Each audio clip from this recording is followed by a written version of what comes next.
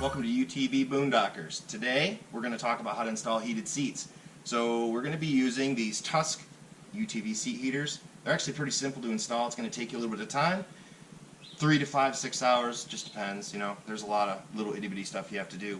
But they're fantastic, especially I'm up in Michigan. It gets a little chilly up here. It's kind of nice to have them on those rides that get into fall, and even in the winter when you're plowing, they keep you pretty toasty. Mine's on right now. Actually, it's getting a little bit too much, so I'm going to turn it off. Welcome back. So let's go over some of the tools you're going to need. You won't need a tripod, but I'm going to use that in a minute. A magic marker is kind of nice, a little permanent Sharpie. I'm using a T25. Now these little bolts are actually Allen heads, and they're funny sizes, but T25 is a pretty popular size with this, so that's what I'm going to go with, and it's worked quite well. I know some of you out there are probably going to say that's the wrong tool, but it works pretty good. You're not going to chew it up too much, so I wouldn't worry.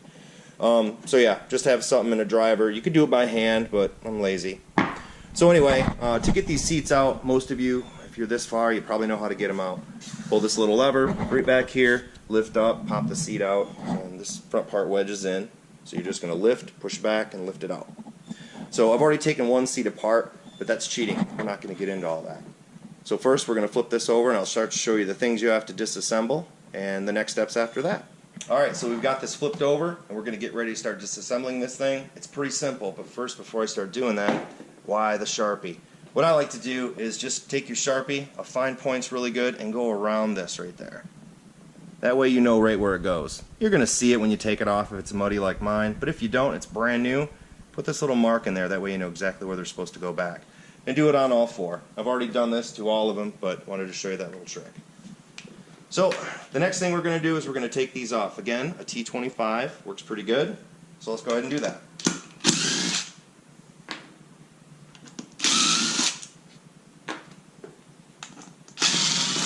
Now this is just the seat base. Now, also, probably important to mention, these are for the back seats. The front ones are just a little bit different. They have the adjusters, so you could slide the seat backwards and forwards. So it's a little more tricky. And there's a rubber piece back here that you have to pop out. It's got the bolts, we'll see in a minute, that holds it in.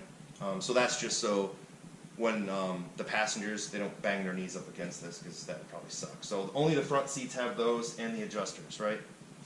So we're done with this. What I like to do is throw these bolts back in here and then set it off. Next we're going to do this. So these guys are kind of hidden in there. This is hollow, so when you take them out, put your hand here to catch them.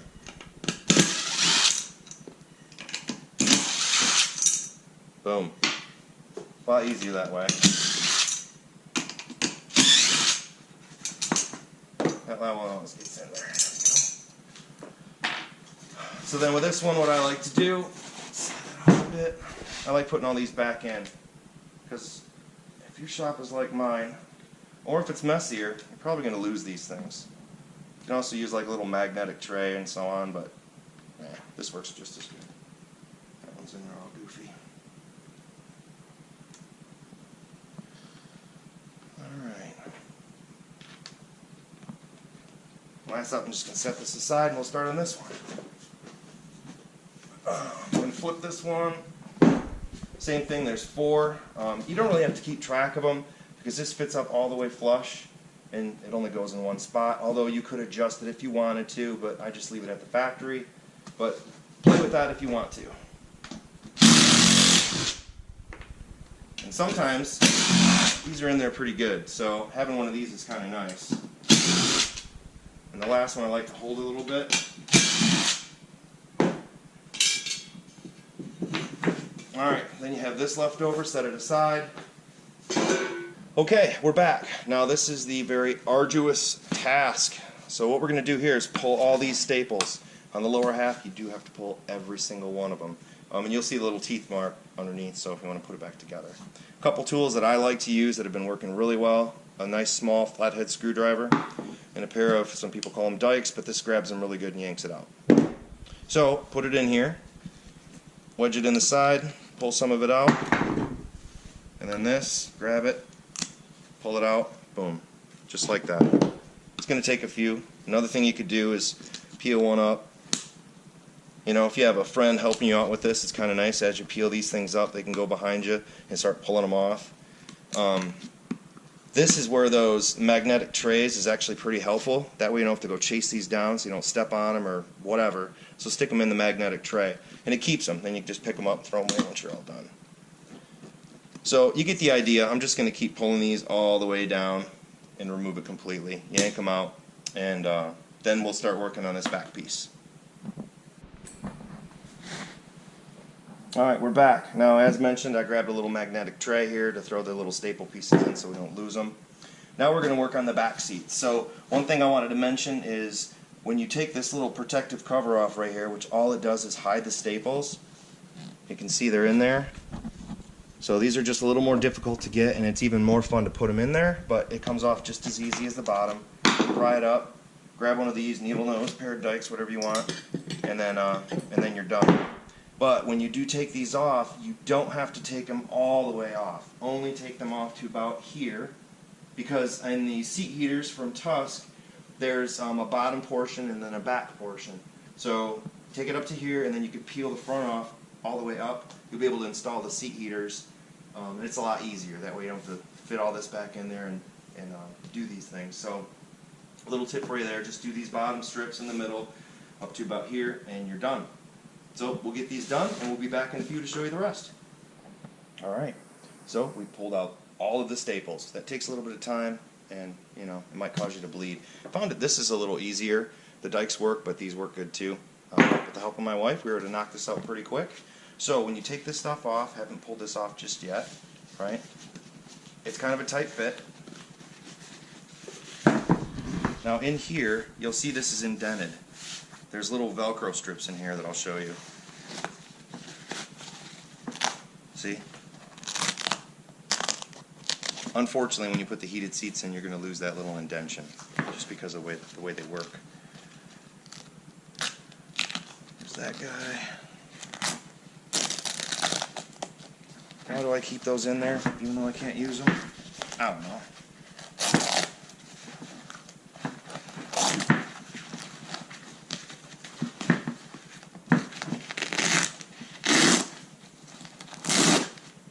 Alright, there's your seat cover.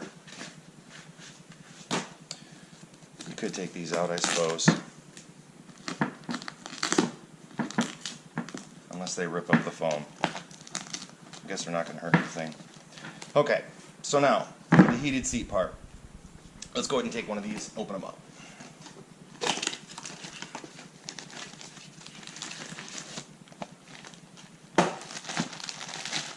So with your kit, there's some adhesive strips and all the wiring, of course.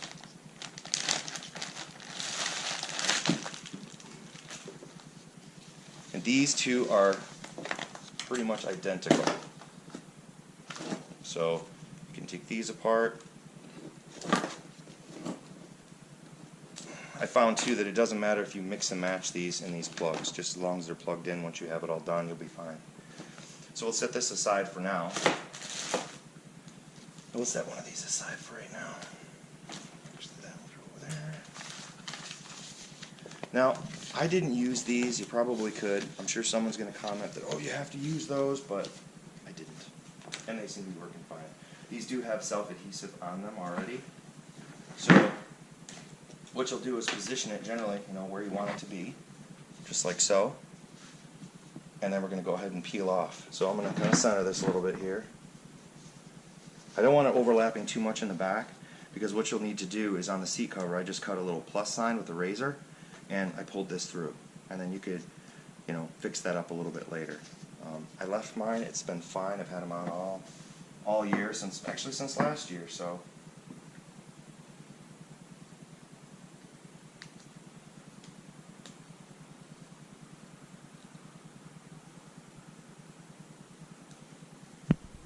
Alright, I'm going to struggle bus with this.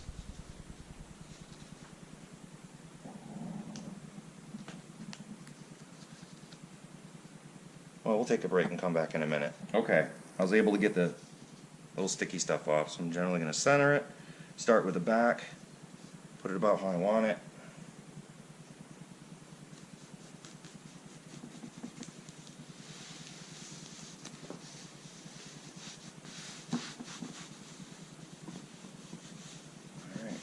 edge, and we're good to go with this one.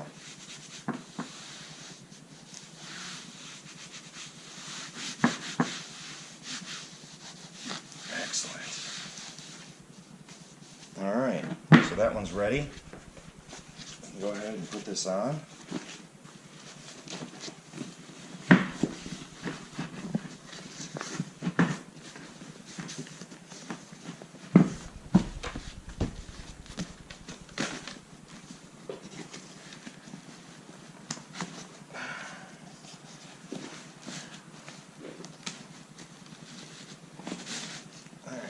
Give it a couple good tugs to get it on there, and generally line it up to where it was, of course.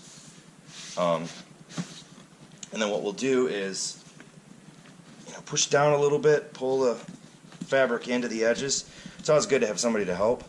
All right, and then you're going to go ahead and just staple these in, and just remember when you take it apart where all the staples are supposed to go. As far as the back, so this one, what I like to do is get a razor handy. Now what you're going to do is pull this up generally to where it's going to be. It's a little farther than that, and you can see where the wire is. So this is the back of the seat. I would probably want to go up here just a little bit. So I will go ahead and cut a little slit in there. Sorry, there's not good light right there. Gently, because you can go help out for election through this. Awesome. That should be enough just to get the plug through there.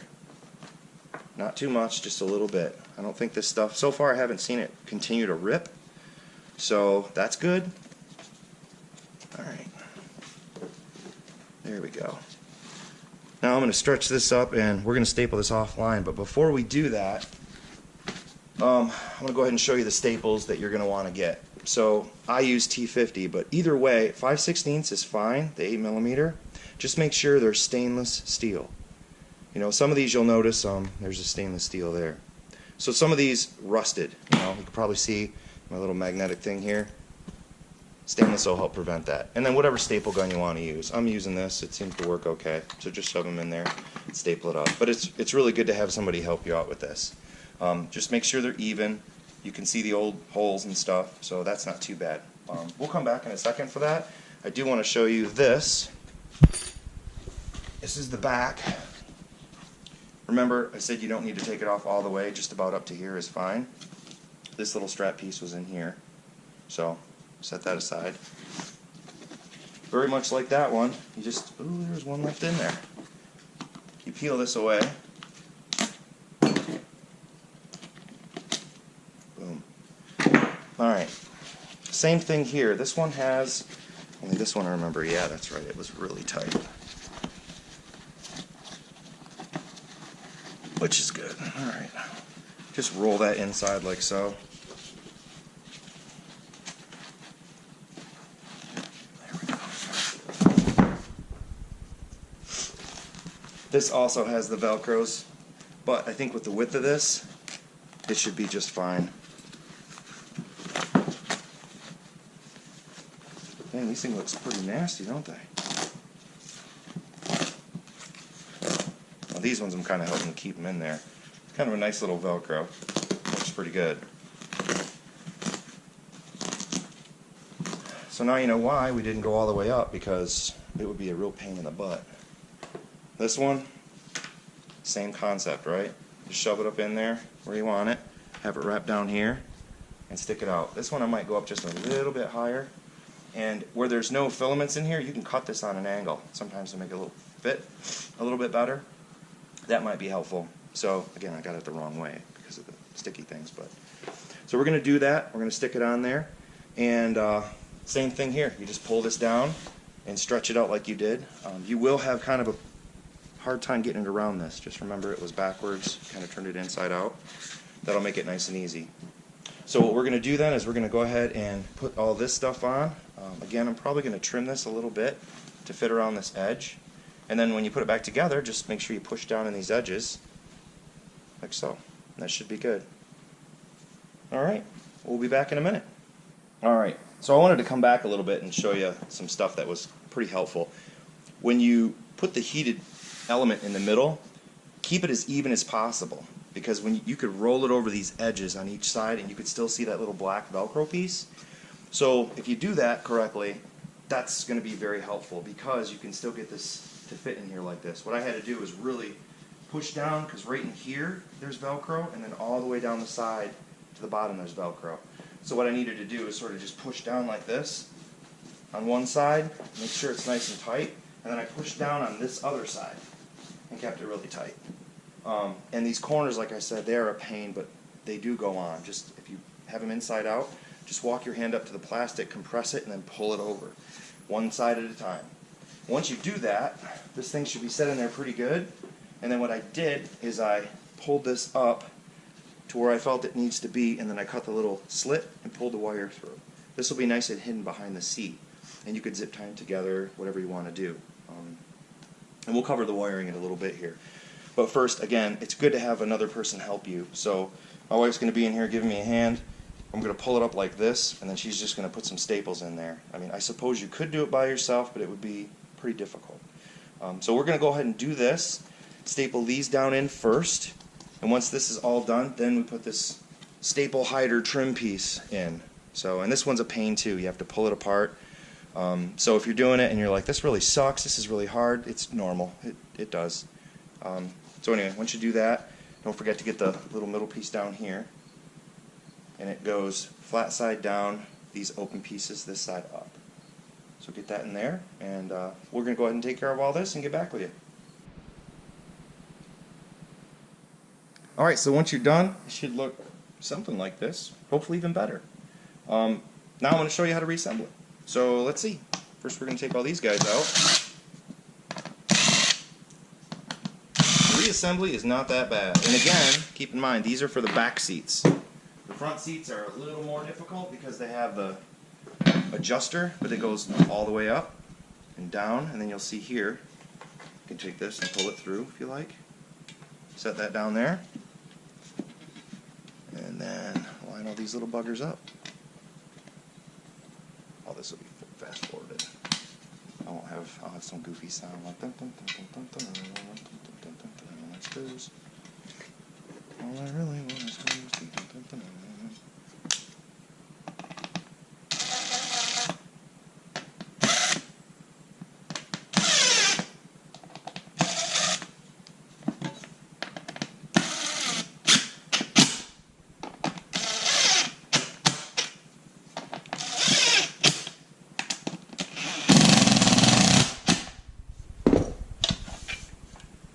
Voila.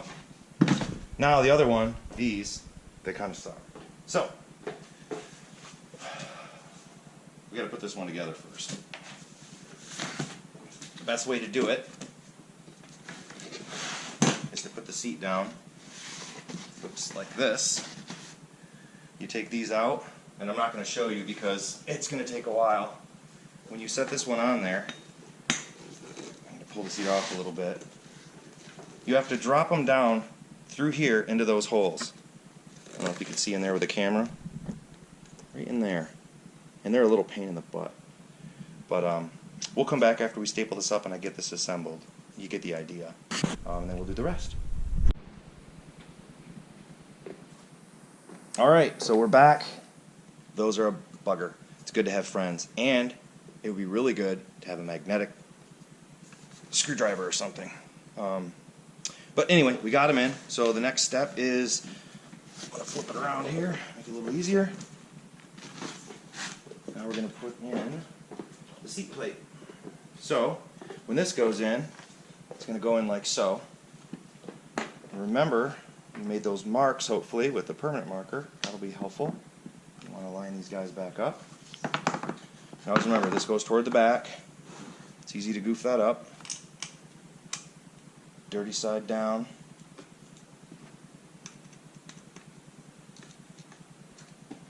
And probably like most, I like to start these with my fingers.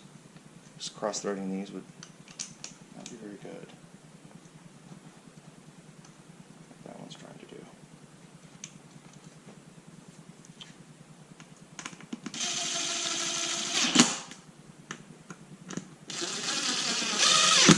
That's my torque wrench, the click.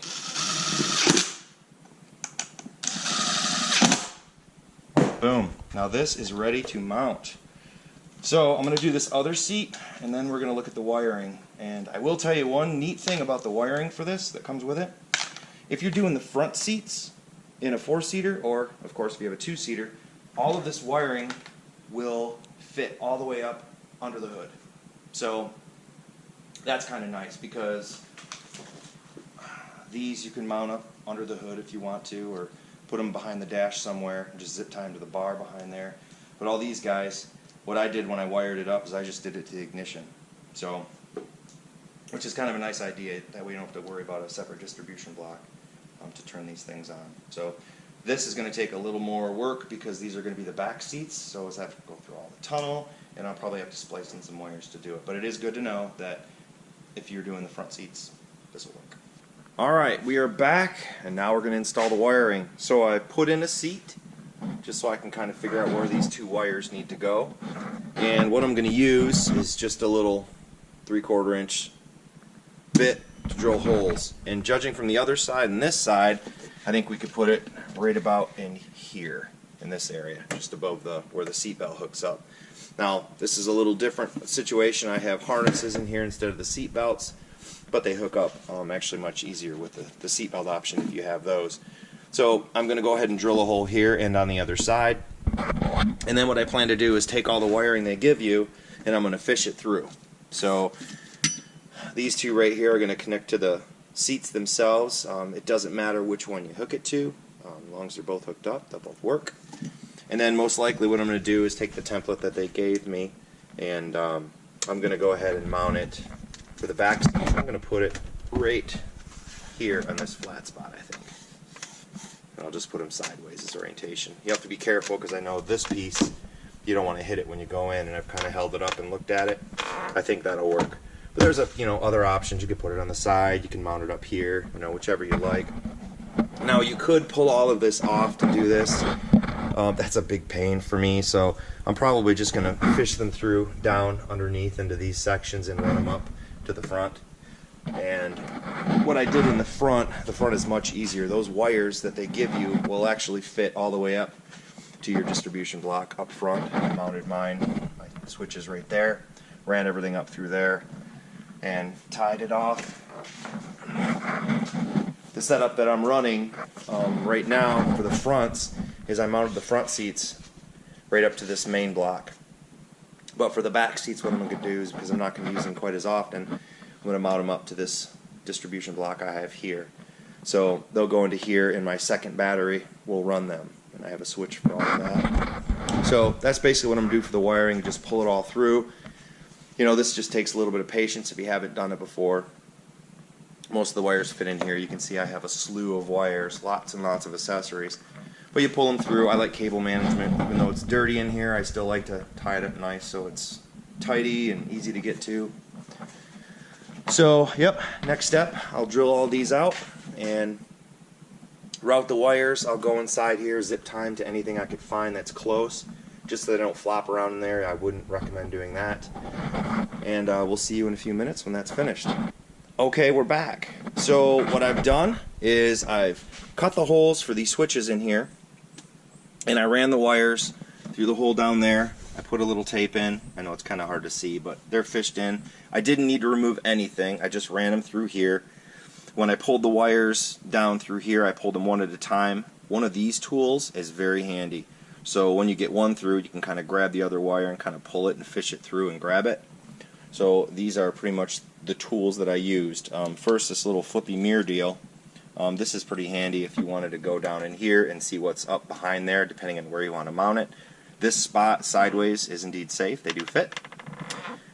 So what I did to cut the holes is I grabbed a little cardboard template that I had made. I think one comes in the box, but I used this from another mount earlier. So I laid it up here where I wanted them, spaced it out evenly, and used a marker and outlined it. Then once I was done, to make it easier to see, I used a razor blade and just outlined on the line that was marked so it was easier to cut.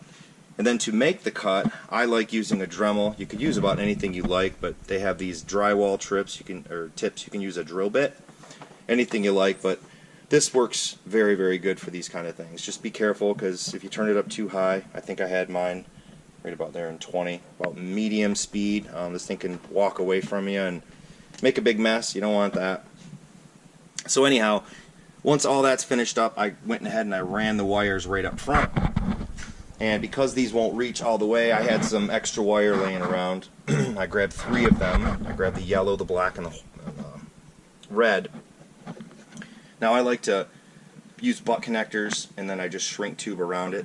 That's what I like to do, but you can do whatever you like. Nothing in here is zip tied except this, just to hold it together. So I use this tool right here. You can use a lighter, whatever you have for the shrink tool, and then just one of these, a crimp tool. So all those, you know, you have lots and lots of options. But once I ran it up underneath, you can go through here, up underneath, and you can reach your hand down and grab it where it comes down. Just, you can see a little bit right inside of here. You can follow where these wires go on top of that little piece. You'll see some other wires in there once you look. So it's a nice place to feed it, and inside, right underneath it here, there's a metal frame you can run it through, and it's a great place to zip tie. So inside of here, I'll just run some zip ties and make sure, you can see I already have some wires in there. Make sure it's all secure, because you have your cable and so on for your shifter. You don't want these cables flopping around in there, so you want to take care of that. Once you run them up through, you can just poke the hole, come around front here and take a look at it. Now what I plan to do with this, the ignition, I'm going to run that up to here, and then the black and white I'm just going to run down to my distribution block. You do have the option of mounting them here. I would just be careful, because the more you mount here, I think it's only a 10 amp fuse, and the more stuff you put on there, it blows, which is exactly why I put this in here running to my second battery. A lot better option for me. I don't want to blow fuses or have to mess with any of that. So the next step here is I'm just going to tidy things up. I'm first going to hook it up, make sure they work. Once I validate that, then I'll go ahead and I'll start cleaning up all the wires and zip tie things, and I'll show you the finished product here in a minute. Alright, I figured I'd show the finished product. Had to clean it up a little bit. It was dirty. Switches right down there. All the wires are ran in between, all the way up, and they finally terminated right up here. So I marked them right in here for the rear seats. The ground's here, the other's here, and I've already tested them. Everything looks great. Cable management looks decent. And that's it. I hope you enjoyed it. If you have any questions, please post comments, and please like and subscribe. Thank you.